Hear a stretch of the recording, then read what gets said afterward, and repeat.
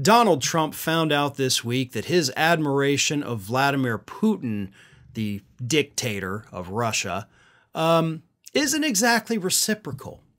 Because this week, on the Russian state-controlled media in the country, an interview aired with Vladimir Putin where he actually, with a smirk on his face, trashed Donald Trump for being jealous of President Biden. See, here's what happened. Back in 2020, Vladimir Putin says, he was more in favor of Biden winning the election. So he had a conversation with Donald Trump that apparently we didn't know happened, which that alone is like raising a big red flag. But Putin said that this is what happened during that conversation with Donald Trump. This was more than 4 years ago. He told me that in one conversation. You want him to win.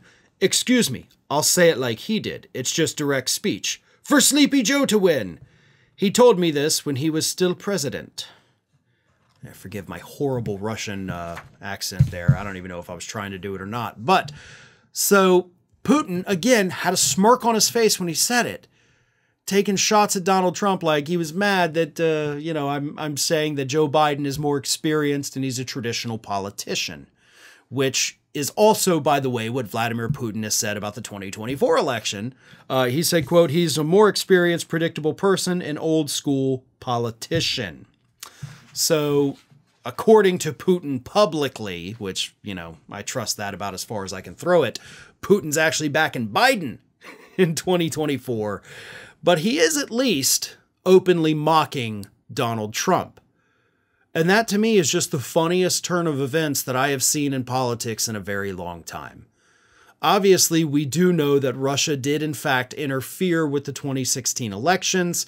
They were purchasing ads on Facebook. They were, they had these story mills basically pushing out propaganda against the Democrats and in favor of Donald Trump. Those are all verifiable things that did happen. I'm not saying that Russia went in and meddled with the election itself, but they were spreading propaganda here in the United States, and there's no doubt about that. That has been verified.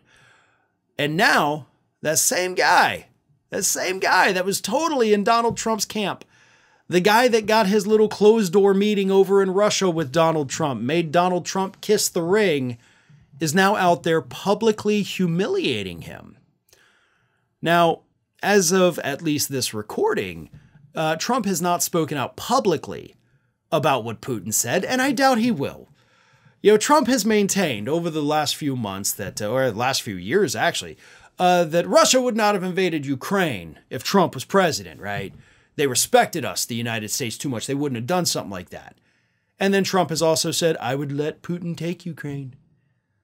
So he's both said Putin wouldn't have done it, but he totally would have allowed Putin to do it.